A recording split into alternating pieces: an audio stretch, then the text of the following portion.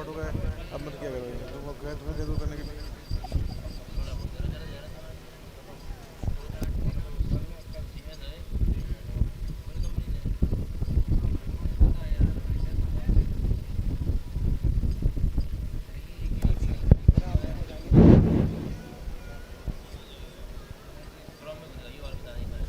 देखिए, पूजा यहाँ पे चल रही थी, हम लोग इस पूजा के बीच में थोड़ा विघ्न डाल रहे हैं। लेकिन ये जिस तरह पूजा आपके जीवन के लिए हितकारी है, वैसे ही जो चीज़ मैं बताने आया हूँ वो भी आपके जीवन के हितकारी है। इसीलिए चूँकि यहाँ संख्या ज़्यादा है, हमको भीड़ बुलानी थी, भीड़ यहाँ बैठी हुई पहले से, तो कुछ चीज़ें जो आपके लिए मैं कहने आया हूँ उसको बस 5 मिनट घड़ी टाइम से आप ध्यान सुन लीजिए। उसके बाद हम लोग यहाँ चले जाएंगे, लेकिन जो बातें हम लोग कहेंगे थोड़ा सा उसको ध्यान से सुनिएगा। हमारे यहाँ ऑपरेशन जागृति एक अभियान चलाई जा रही है, ऑपरेशन जागृति, जो खास के महिलाओं के लिए है और बच्चियों के लिए है। इसमें कैसे आपको लाभ मिल सकता है, कैसे पुलिस आपकी हेल्प कर सकती है, इसको आप समझ लीजिए। ऑपरेशन जागृति पूरे आगरा जोन में स्टार्ट की गई है। जो इसका फर्स्ट फेज ख़त्म हो चुका है, सेकेंड फेज स्टार्ट हुआ है जो 20 दिन चलेगा। इसमें 4 मुख्य बातें हैं। पहली बात यह है कि आजकल ये देखने में आ रहा है कि थानों पे बहुत सारी शिकायतें महिलाएं से संबंधित आ रही हैं।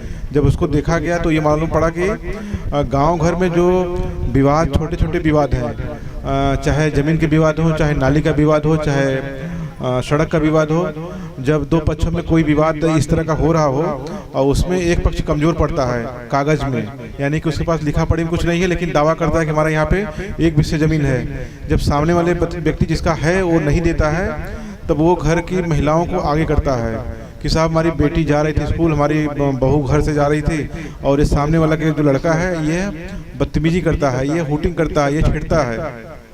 आप सभी जानती हैं कि महिलाओं के संबंध में जो अपराध हैं बहुत संगीन हैं और उसमें गिरफ्तारी होती है, इसलिए आदमी उसको हेल्प लेता है।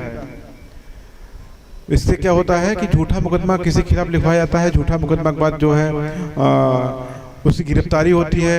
फिर सामने वाला कहता है ठीक है यार, आप 1 बिस्से की ज़मीन की बात है, आप 1 बिस्से ज़मीन ले लीजिए, लेकिन हमारा मुकदमा मत लिखिए इनके खिलाफ।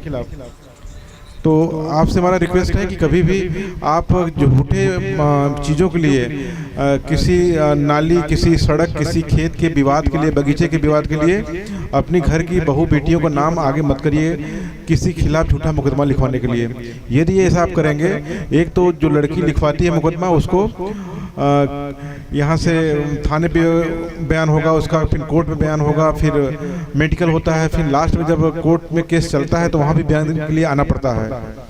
तो ये लंबी प्रक्रिया होती है और बेवजह उससे फंस जाती है, उसकी पढ़ाई भी नुकसान होती है। तो कभी भी किसी के खिलाफ जो है झूठा मुकदमा मत लिखवाइए, क्योंकि ऐसा आप करेंगे तो आपके खिलाफ भी दूसरी पार्टी मौका पाएगी तो उससे बड़ा मुकदमा लिखवाएगी। आप जाइए थाने में बैठ जाइए, दिन भर में लगभग अगर 15 केस आएंगे महिलाओं के, तो उसमें 12 केस ऐसे होंगे जो झूठे मुकदमे के होंगे, जो है किसी प्रॉपर्टी के संबंधित होंगे। दूसरा जो समस्या आपके बीच में मैं बताने आया हूँ वो ये है कि महिलाओं के संबंध में बहुत सारी योजनाएं हैं, बहुत सारे उसका लाभ महिलाओं को नहीं मिल पाता है। तो वो हमारे यहाँ जो महिला बीट सिपाही हैं, महिला इंस्पेक्टर हैं, उनको अपनी बात बताए तो आपकी बात को सही तरीके से सही जगह पे आदमी रख देगा, तो उसका लाभ मिलेगा आपको। इसके अतिरिक्त जो महिलाओं के प्रति जो अपराध हो रहे हैं, चाहे शारीरिक है, चाहे मानसिक है, चाहे आर्थिक है, वो अपराध आदमी को छिपाना नहीं चाहिए। जैसे आपकी बेटी कहीं स्कूल जा रही है, कहीं कोचिंग पढ़ने जा रही है और रास्ते में कोई लड़का उसको परेशान करता है, तो इसको आपको छिपाना नहीं है। कि बहुत लोग छिपाते इसलिए हैं कि मैं बताऊंगा तो गांव में हल्ला मचेगा, गांव वाले जान जाएंगे, फिर उसमें क्या हमारी बेटी की बदनामी होगी। तो यदि ऐसा आप नहीं करेंगे, पुलिस को नहीं बताएंगे, तो वो उससे बड़ा अपराध होगा। आज हुटिंग कर रहा है, कल हाथ पकड़ेगा, परसों कुछ और करेगा। तो आपको कोई भी घटना आपकी बहू बेटी पे होती है, जो कोई लड़का कुछ करता है, तो आपको उसको बताना है, तत्काल बताना है। उसके लिए एक तो मोबाइल नंबर है, मोबाइल नंबर 1090 है आपके पास। इस मोबाइल पे कॉल करेंगी तो सीधे लखनऊ कॉल जाती है और कॉल सीधे लखनऊ से हमारे यहाँ आती है, जो नियरेस्ट पुलिस स्टेशन होता है, और पुलिस मौके पहुँचती है। जो अपराधी होता है, जो अपराध करने वाला व्यक्ति होता है, उसको पुलिस पकड़ती है।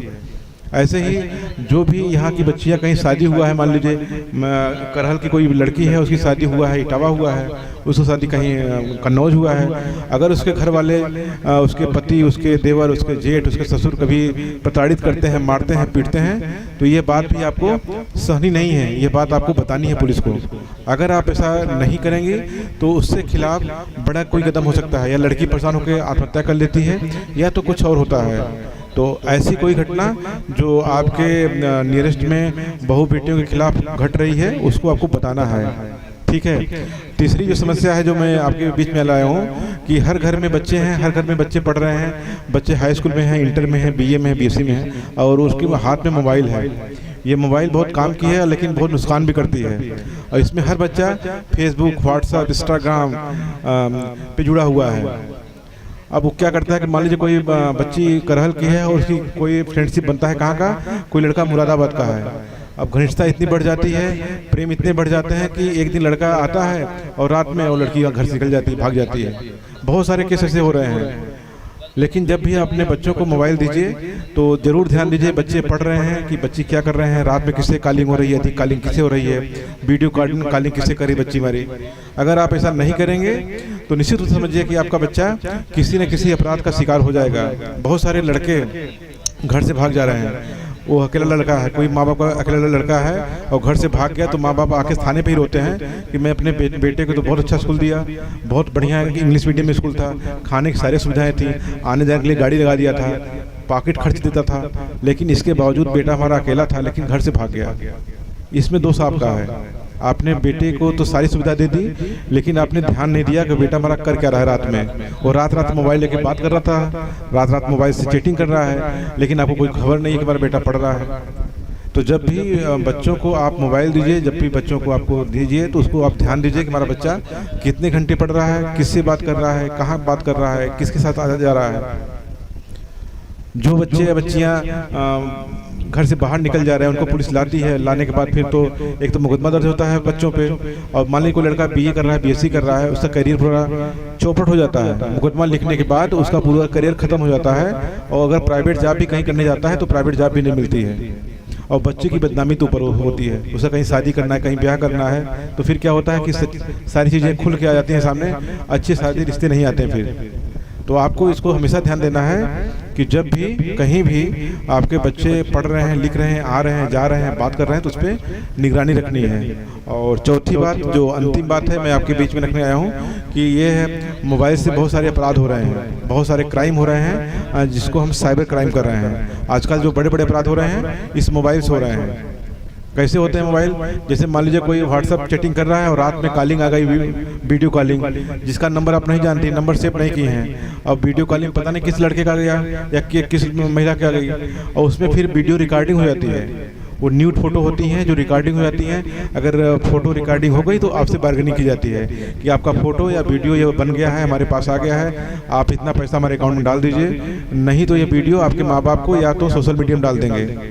तो बच्चे या बच्चियां या आदमी या पुरुष या महिला डर के मारे फिर क्या करते हैं, उस अकाउंट में पैसा डाल देते हैं कि ये फोटो या वीडियो कहीं डालना नहीं यार, मैं तो पैसा दे रहा हूँ। और पैसा देने का सिलसिला ये चलता रहता है। कोई लाख, 2 लाख, 1.5 लाख रुपए देने के बाद पुलिस के पास आता है, साहब कॉलिंग आई थी, मैं कॉलिंग रिसीव कर लिया। उसके बाद क्या हुआ कि हमसे पैसा मांगा गया, मैं पैसा दे दिया, लेकिन पैसा और मांग रहे हैं।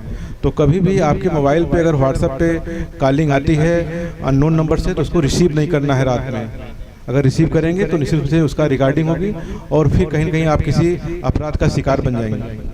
ऐसे ही फेसबुक में, व्हाट्सएप पे कभी भी जिसको आप नहीं जानती हैं कि ये आदमी कौन है, अपना वीडियो, अपना पिक्चर मत दीजिए। अगर देंगी तो इसका भी वो दुरुपयोग करेगा, उससे भी बार्गेनिंग होगी। बहुत सारे ऐसे ऐप खुल गए हैं, आपका फोटो रहेगा पूरा वस्त्र में, लेकिन ऐसे ऐप में सेट हो जाएगा कि वो सारे कपड़े हट जाते हैं, न्यूड हो जाती फोटो, और फिर उस पर बार्गेनिंग होती है।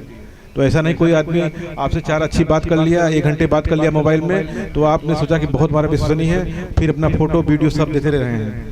आप देंगे तो निश्चित रूप से उसका दुरुपयोग होगा। कभी भी फ्रॉड का शिकार मत बने। हर आदमी अब मोबाइल में अपना बैंक अकाउंट जुड़वाया है। आप देख रहे हो कि मार्केट में आदमी जाता है, अगर कोई फल भी लेता है तो उसके बार कोड में अपना मोबाइल लगाता है, बार कोड से अपना गूगल पे से पैसा पेमेंट कर देता है। हर आदमी अपना अकाउंट अब मोबाइल रखा है। तो मोबाइल में रखने से आसानी तो है कि आप पैसा पेमेंट कर दे रहे हैं, लेकिन जब कोई चीज़ असावधानी होगी तो आपके अकाउंट से पैसा भी निकल जाएगा। बहुत सारे मैसेज पुलिस के पास आते हैं कि व्यक्ति आया, बताया कि साहब बैंक से फ़ोन आया था, उसने कहा कि आपके अकाउंट में कुछ कमी है, आपके मैसेज गया है, मैसेज बता दीजिए, आपके अकाउंट सही कर दिया जाएगा, आपको बैंक नहीं आना पड़ेगा।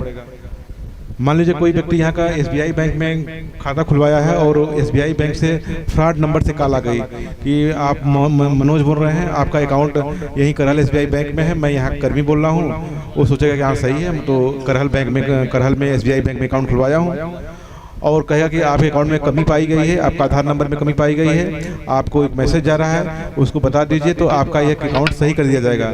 आप सोचेंगे कि बैंक कर्मी बोल रहे हैं, आप बता देंगे, जैसे ही बताएंगे मैसेज क्या आया है, यानी मैसेज अंकों में आता है, कोई अंक लिखा होता है, 1 2 3 4 लिखा गया, 4 4 3 2 5 लिखा होगा, कुछ भी लिखा होगा, आप जैसे ही बताएंगे आपके अकाउंट से पैसा निकल जाएगा।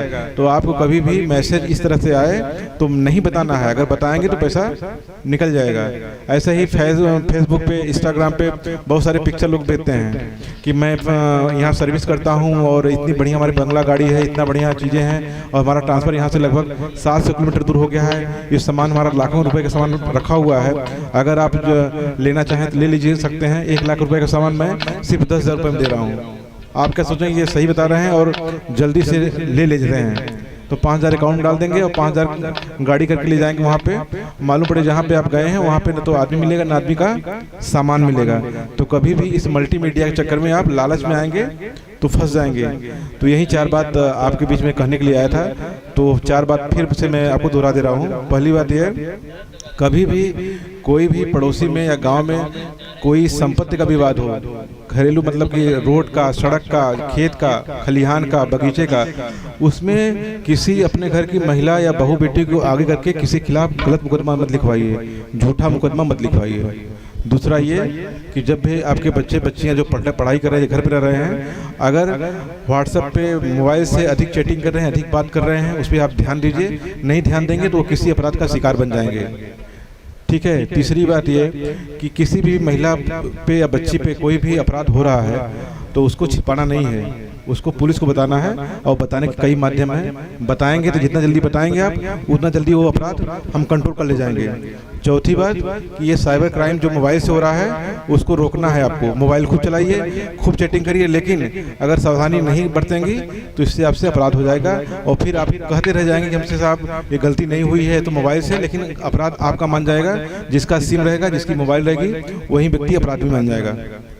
आप लोगों ने पूजा के समय इस हमारी छोटी सी बात को सुनने के लिए यहाँ पे बैठे थे, इसके लिए बहुत बहुत धन्यवाद आपको। Thank you.